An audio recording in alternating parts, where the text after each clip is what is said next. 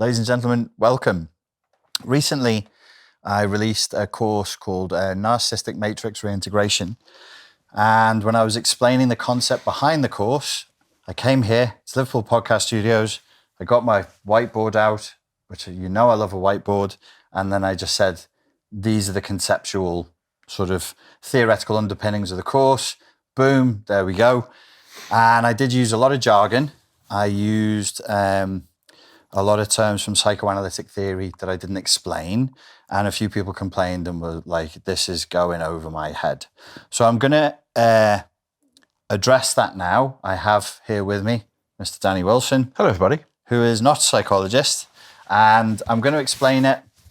I'm going to break it down a little bit slower, use simpler terms. And then if anything is too jargony or I've lost you, just say, hey, lads. Everyone needs a thick mate. Listen, that's not what... That's basically what you've just said. No, that's not... Me mate here is thick. So if he can understand, it's not like that, Dan. Then it's all gravy, baby. Listen, if Danny can understand it... You're going to have to work for this now.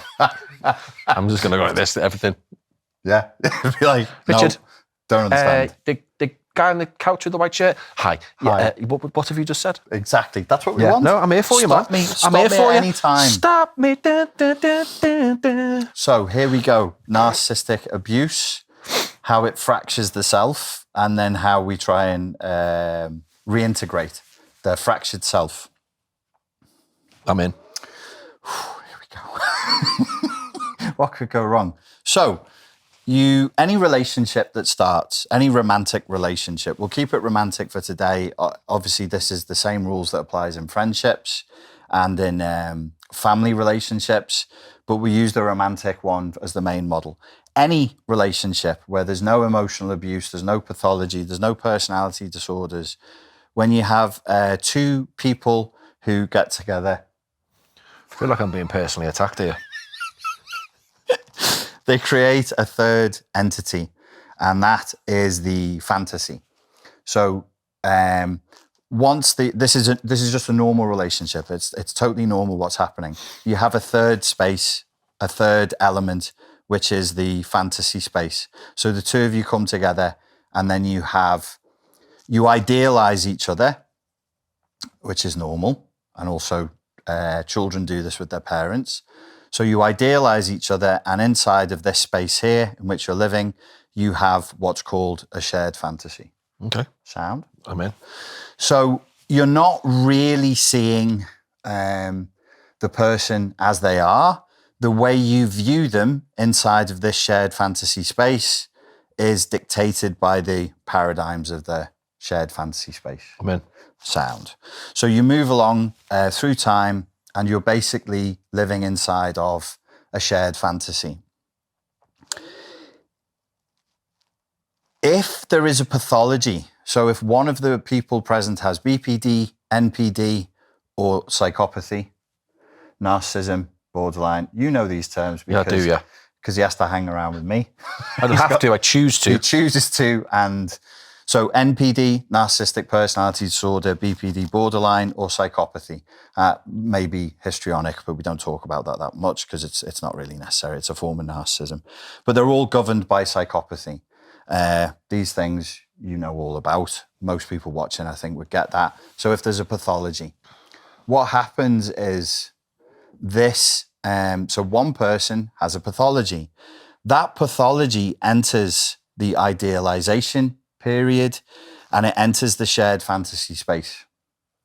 So if you're with a partner who has a pathology, the shared fantasy space that you're in is pathologized, and it's governed by the fact that, let's keep it simple, they have elements of narcissism and borderline there, so they will hyper-idealize themselves and they'll hyper-idealize you. So the shared fantasy space, I suppose you could say... hyper-idealize means exaggerate. Yeah. Right.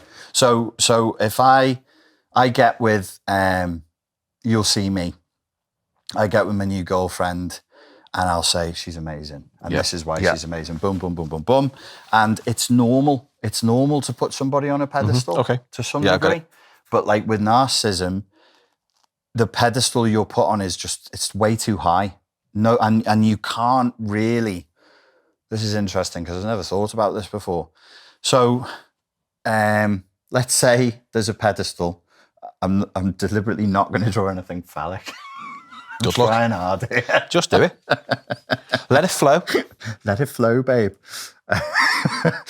Doing my best. You're the object of affection, sits on the pedestal. Let's say there's a normal level in the limerence phase. So when you fall into love with somebody, you kind of enter into a state of just a low-level state of psychotic delusion. Because this is why I chose romantic. You're having sex with somebody, which blurs boundaries. The stakes are high because you could be with them for the rest of your life and you could have kids with them. So it becomes a high-stakes relationship. And so there's a normal level of pedestalizing that occurs. When there's pathology, the pedestalizing is supranormal. I was thinking about this yesterday. You know, if I take testosterone, TRT, and my levels, I'm trying to get to normal levels of testosterone. When it becomes steroids, is it supraphysiological? Supraphysiological. Yeah. So there's a boundary there where it stops being the normal therapeutic level and then it becomes supraphysiological. Here it's supra-psychological. So the fantasy is now tripped into something else. And that's not the partner's fault. The blame's got, like in psychology, there's no blame there necessarily. Outside of psychology, you can assign blame if you're being philosophical, but within psychology, you just say, the person's brought pathology, they're living in an idealized, so they idealize themselves. If I've got narcissism and I get with you, I'm idealizing me. So who's on the pedestal then? It's a really good question. Thank you. Did you hear it? He asked, who's on the pedestal? Who's got the money, as our friend Tyler would say? Who's paying you, lad? Who's paying you, lad? Who's paying you, G? Who's on the pedestal? We've only got half an hour more to do this, but you've asked a really, really critical question. So obviously, I'm the partner, you're my partner, and I have MPD. So I've put you on the pedestal. Right, okay. But I'm also putting me on the pedestal. Yeah, because that's kind of the way that I was thinking, that you are putting yourself on a pedestal because you think that you are so much higher. So let's say, okay, so this is good. So in a normal person, you put your partner on the pedestal this far, but you don't go this far. Yeah. And they go too far. They don't put themselves on a pedestal. A normal person doesn't put themselves on the pedestal. Yeah. They put their partner on a pedestal. Yes. In a pathological situation, you need two pedestals. So let's just split this one. This is pathological. Let's just say path. This is P for pathological, which now means you've gone to supraphysiological levels of idealization, and we're both on the pedestal. Okay. That's not normal. No. So when there's pathology, it's really good having you here, actually, because I have to think about this in a different way, and it's making me think new thoughts. Brilliant. Let me verbalize that one. Buckle up, everybody. Buckle up, because this actually is a little bit weird. So I've got MPD. You're my partner. I get with you. Yes. Lucky you. Oh yes. Oh, lucky you. I then view myself for narcissistic supply through your eyes. Okay. You're normal and you're putting me on a pedestal. Yeah. I'm going to pump you to try and put me higher on the pedestal. Okay. Because I'm not normal, quote unquote. I'm pathological. Yeah. I'm experiencing myself, you, the relationship, in a pathological way, which means I'm seeing everything through the third person. How do I look when I'm with Danny? How does our relationship look to a loving, adoring audience? That's not normal. Mm-hmm. But because of the pathology, I'm supply obsessed. Narcissistic supply is a craving for undue attention and adulation. Yeah. You've heard of this before. Yeah. It's so my whole life is about securing narcissistic supply. This requires that I have I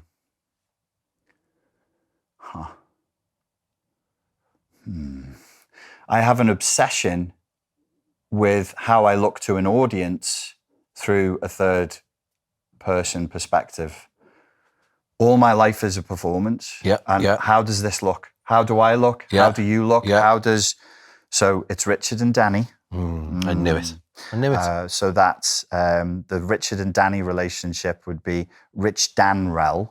So how fucking dare you laugh? What the fuck? At my on the fly. Rich Danrell. Rich Danrell. I like it. So then I'm going to change my Facebook status. That's the It's complicated. Yeah, it's very complicated. It's psychological. You wouldn't understand. It's so fuck. I've gone now. Hang on. Sorry. So I'm basically taking. So that's new. I just realized that, and now I'm realizing something else. In a normal relationship, this is personal. This is just me and you. Mm-hmm. That's our shared fantasy. And that's relatively safe because you've realized, everybody watching this as an adult has realized, obviously that can't last. I can't live with an idealized version of you. Eventually I'm going to meet the real you. Yeah. You're going to meet the real me. And if the relationship survives that movement from the childish idealization and the romance into two adults living together, we have a stable relationship. That can't really occur with somebody with narcissism because they never want this to end. Yeah. They always want to live inside of the, what the fuck do you call that? What's the romance period called? Am I stupid? The honeymoon phase. The honeymoon phase. I was just going to say that. Sorry. It's okay. Brain's farting here. They want to live in the honeymoon phase and they want it with an audience. Yeah. So that's not safe because you can't, I mean, imagine being in a relationship and they're like, I want this honeymoon phase to just go on and on and on and on and on. That. So the perpetual honeymoon period is desired, honeymoon forever. And I also, because I'm pathological, instead of it being a private fantasy, I want it public. So that would mean across time, you will see very overt gestures of romance, love, maybe even hypersexuality to keep you in the honeymoon phase, that combined with a weird boundary breaking desire to let people know that that's happening. So stuff that shouldn't be going up. Some things can go on social media. I'm not like a social media fanatic.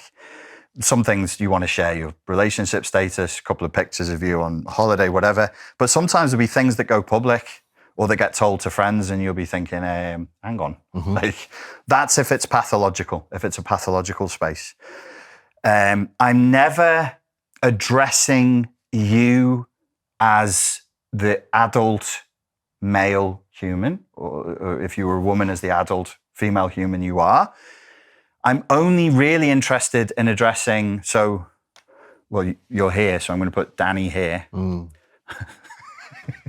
Thanks for that. So I'm only interested in Danny on the pedestal, which is a hyper-idealized version of you. You, members of the audience, you, Danny, would feel this if you stop acting within my hyper-idealized way. You will unconsciously sense that you have to play a role. Mm-hmm. If you don't fulfill the role, there's punishment. So you end up with like, there's the Overton, it's called an Overton window, which means the range of conversation that we can have about a topic and the implicit stops on the topic, like political correctness. Mm-hmm. You can talk about it, but don't go too far. Yeah. Similarly, there's like an Overton window for your behavior. And if you step out of the Overton window of your behavior, there are punishments that seek to your face. This isn't an intervention. I'm enjoying it. No, lad. Enjoying it, lad? What? I'm enjoying this. Yeah. Sorry about this, Dan. Did you experience that? No, not really. No, not that. This one? Yeah, maybe a little bit. This one a little bit. So this one, there's heavy punishment. Punishment can be withdrawal of sex, rage attacks, stonewalling, public humiliation, kicking off and ruining special days, birthdays, Christmas, family events. These would be punishments for the target acting outside of the designated role that they've been given in the hyper-idealized space. All of that makes sense? Yeah, totally. Okay, so across time, what starts to happen is this person, in this case, it's you. Let's imagine you were with somebody who actually really had like narcissism borderline. It was quite nasty. Because you're being treated as a split person, because I'm only interested in talking to the idealized version of you. The adult you doesn't go away. The adult you is just, or let's say the real you, is just ignored. So we have fantasy Danny, which you are, a dream. Well, and then the real Danny. And that becomes split. But if you're going to stay in this shared fantasy space with this person, then across time, you will be entrained to push more of the authentic you down and more of the fantasy you forward to maintain the balance in the relationship. All that makes sense? Yeah. You're in this scenario that I'm describing here, the target, in this case, we're pretending it's Danny, is invested in the relationship continuing. If you're not invested in the relationship continuing, you just break it off and say, okay, no, thank you. Why would you be invested in the relationship continuing? Because of some kind of payoff. So why do targets stay inside of pathological fantasy spaces? Because of the payoff. Feels good to be idealized. It feels good to play the narcissistic supply game. You may not be used to being particularly performative and public, but you might learn to get it. So you're also enjoying secondhand the effects of narcissistic supply. Everything makes sense. Yeah. You've been in this. You've been split. So across time, you've been split. You're pushing away the real self, and you're pushing forward the false self that you're pushing forward to please the narcissist. They've put themselves on a pedestal, but they're only putting their fantasy version on the pedestal. So did you know with narcissism, it centers around like a false self? So if I have narcissism, the top level indicator is I'm addicted to seeing myself through a fictional lens. Like I have a pretend version of who I am, my life and all that. So when you said who's on the pedestal, my false self is on the pedestal. Yeah. You join me with my false self on the pedestal. My falseness interacts with your falseness, and the shared fantasy space is basically two hyper-idealized people for the benefit of one. We're trying to keep away, let's say I'm the narcissist, we're trying to keep away from the dark sides of myself that I can't cope with and I can't handle. And you're helping me because, you know, in this scenario, you love your partner, you're getting a payoff, you really want to stay with them, you're doing whatever you're doing, but you're actually both engaged in a pathological game. And you are also a little bit trapped here with what you are allowed to say and what you're not allowed to say, what you are allowed to do, what you're not allowed to do, because of the punishments that come if you don't. The relationship ends for some reason. You've had enough, or they've gone into, it's called the devaluation and discard phase. So the narcissist can't draw the proper supply from you. They can't take what they want from you because you're pushing back too much. You're going outside of your window too often. I've tried punishing you. I've tried threatening you. You keep pushing back against my fantasy of who I am and my fantasy of what the relationship should look like. And eventually that creates so much narcissistic injury in me, I become very fucking angry with you. Narcissistic injury, you know, is and that induces narcissistic rage. It makes them very, very cruel, very, very like super, super angry. So across time, my resentment towards you for ruining my fun, ruining the party in a sense, because honeymoon phases, let's stay children, let's keep partying, let's just play and play and play and play and never grow up. It's like a Peter Pan syndrome manifested in the relationship. You keep saying, well, adult responsibility number one, we've got like bills to pay, we've got a future to plan for, whatever the feedback is. Eventually I'll say, right, that's it. I'm not going to draw enough supply and fantasy from this guy. I'm going to devalue him inside my head, which is the opposite of the idealization phase. Idealization is not fair, and devaluation isn't fair, because you're being idealized for attributes that you don't really have. Yep. And so you'll be devalued for attributes that you don't really have. Then you get the discard. Okay, so discard is usually a fairly brutal termination of the relationship. So that then leaves you going, what the fuck? Because you've just lived a life in this fantasy realm with a fantasy person, and the simulation just suddenly ends. There's no warning. It's just like, okay, boom, that's it, it's done. But you've been living as a split person. So the real you was pushed down, the fantasy you is pushed forward, but the fantasy you is a performance for them, for your pathological partner. They disappear. Like, you go, what the fuck? Yeah. What the fuck? Who am I supposed to be now? Which leaves you very, very stuck. But it leaves a split inside of the person. Splitting is a psychological defense from childhood, where people will go, Mummy frustrated me, therefore she's the worst thing in the world. Mummy gave me what I wanted, therefore she's the best thing in the world. And children split. You're either amazing, the best thing ever, or you're fucking awful and you're useless. It's splitting. We learn to split ourselves, we're trained to. So then after the relationship, you're stuck with different parts of you internally fighting over what reality is and what the relationship really was, and you're split. Doesn't sound that bad, but the problem with being split is it creates a lot of internal inconsistency, because you have a part that represents your pathological partner. Let's say in this case, as a heterosexual man for you, it would be a woman. She's, here's the thing I wasn't sure that I was making clear last time. That pathological partner colonizes a part of your brain.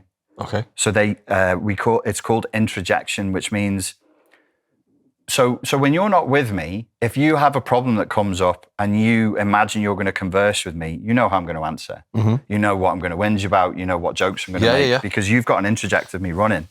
So you have a much, much stronger, more powerful introject running with an abusive partner who you've lived with for however long in this imaginary scenario that didn't happen. That's a very, very strong introject, and that introject keeps talking to you. Does that make sense? Yeah. So that voice would still be running saying, don't do this, do this. You're too much like that. You're not enough like this. You're not enough like that. And a part of you, the real part of you, is going, well, that's bullshit. I know that that's not true. But then the colonized part of you, but the colonized by the pathological person, is still talking. Yeah. Here's the biggest problem with all of this. So you're split. There's two parts of you, and one's altogether good, one's altogether bad. You're splitting your partner, and you're going, look at what she did. Look at what he did. How could somebody behave like that and be a good person? What a piece of shit for doing that. And then the other introject, so that's one introject is talking. Then the other introject kicks in and goes, no, but do you remember when? Do you remember when we did this? Do you remember when we did that? And it plays like a sentimental movie reel, you know, like iPhone makes for you, because it's brutally sadistic. It'd be like, here's a sentimental movie reel. Mine gave me one the other day of my ex. Do you remember all the good times? Brilliant. It's like your phone knows. Your phone knows, and you sat there and there's like sad music over the top, and I'm like, I don't have to watch this. But I'm going to. Because I have the masochistic drive. So then you have these two parts that battle multiple times a day. So you raise the issue in yourself, why did I get discarded? Or why did she do this? Or why did he do that? And you start to try and wrestle with it. There's the real you, which can see the reality and goes, well, that means he wasn't a nice person or she was a bad person. Their part, the colonized part, kicks in and goes, no, remember this, remember this, remember this. trying to cause you to forget the bad things that happened. This obviously is a lot of internal inconsistency. Internal inconsistency in your map of reality isn't just like, oh, that's a bit annoying. It's enormously stressful. Yeah. It's hugely fucking stressful. So it's called cognitive dissonance, but it doesn't happen. Obviously, it's happening in your brain. It's happening in your mind, but you feel it as extreme agitation because two different parts of you are giving you, it's a high stakes situation. Because if you go all the way this way and your ex-partner was an amazing person, then you've lost the love of your life. If you go all the way this way and your ex-partner was a piece of shit, you just spent, in this theoretical scenario, 15 years with somebody who's a really awful human being. Neither is good, but we have to resolve the split. So I called this fracturing, narcissistic fracturing, and it leaves parts of the target that are fractured arguing self to self. So what we've got then is with the client after the pathologically abusive relationship, they've got parts of themselves that are fractured off, which means it's very, very hard to get a grasp back of reality, and you can get memory loss because there's different parts of you are trying to suppress different memories. Good or bad, it depends on what interject you're operating from, but it's very agitating. It's like when I went through it, it would be cycles of intense depression, then anger, then ruminating over the relationship, and then desire for revenge. And then I'd drop it for an hour or so, and then it would come back around again. But intense, everything is like you're intensely emotionally dysregulated with it.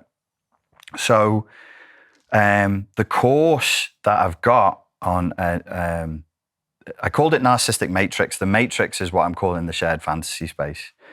The reintegration is reintegrating the fractured parts because there is a truth here. There is objective reality here. And I think if you can find it, this gets resolved, but it's not pleasant. One of the things it's conjecture, it's a theory. I think we store memories in two different places. So you can end up putting, if you imagine these as like, what do you call memory boxes? Files? Drives. Hard drives. My brain. Wow. Wowie. Yes. Wow. I might need some food soon. So you store them in two different hard drives. So if this one's good, and this one's bad, depending on which interject is which part, internalized part is talking, this switches on and off. So sometimes the bad things that they've done, if the colonized part of you is talking and is activated, that switches offline. And you can't access the bad memories and be like, no, they're an awful person. Why? I can't tell you right now. And then all the good stuff, and all of this is hyper sentimentalized goo. It's like iPhone remixed videos with sentimental music over the top, the very, very best peak moments.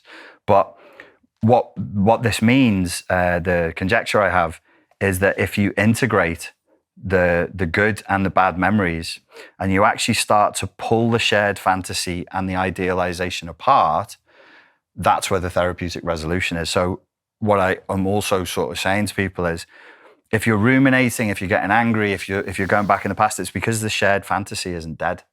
It's still operating in you. There's no reason for it to die. Just because the relationship terminates, you're like, well, this is my whole life has been built around this hyper-idealized pathological shared fantasy. Just because the person's disappeared, the only thing that's disappeared is them. Yeah. So the point of the whole exercise, the pathological person, they've gone, and you're left with all of this pathological infrastructure. The shared fantasy space has to be pulled apart, brick by brick. The idealization of the person needs to be challenged, and their idealization of you needs to be challenged. And then what we have to do is we have to reintegrate the fractured parts and reintegrate these split memories. When you've done that, and when you've got like a thorough understanding of all this, that's hopefully when the pain goes, because the pain, it's not the pain of loss of the relationship. It's not like a normal heartbreak. It's the pain of the cognitive dissonance from actually having your mind damaged, of being gaslit and lied to and manipulated over such a long period of time. That's the main pain. I mean, you resolve this, you could theoretically still have normal heartache for a relationship that's gone. I didn't, because I was like, well, this is horrible. Yeah. It's just like being in the middle of, I don't even know what you'd call it, like some hideous, it's like a virus inside of a computer. It's a big old mess, Richard. It's a big mess. Big old mess. It's a big mess. So for me, there wasn't space for me to be like, oh, I miss her because of once you've done this, you're like, well, there's no good times. There's nothing there really, but a layer of fantasy covered by manipulation, supported by lies around another layer of fantasy. And once that's gone, it's just a relief. So that's a simpler explanation with less jargon of what I was trying to say last time. Well, that made sense. I think you should consider doing this for a living. Really? I might give that a go. I think you're really good at it. What do we think, ladies and gents? Post a comment below. You're good at this. Do it more. So yeah, if you're interested in that, folks, we have the course. It's called Narcissistic. It's called my brain. I haven't eaten. The Narcissistic Matrix Reintegration course. And the reintegrating that we're doing is we're reintegrating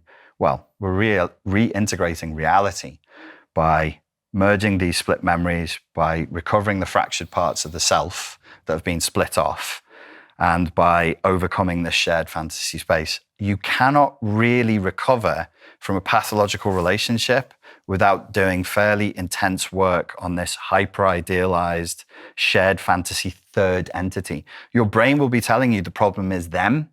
Sure, they're a problem in like a philosophical sense. Yes, they're a problematic person, but you're not in pain because of them. You're in pain because of an introjected version of them that's operating inside of this shared fantasy space. When this is disappeared, when this is dealt with, there's a huge amount of relief, and it's not that hard to deal with. And then we only have to deal with the memories, the idealization, and the fracturing parts. And it's fairly straightforward to do that. So if you're interested, head over to richardgrannon.com and have a look at the Narcissistic Matrix Reintegration course. Do you have any questions, Danny? I don't. No? No, that was very good. Thank you very much for helping me. Always. Ladies and gents, thank you for your time and your attention, and goodbye. Bye.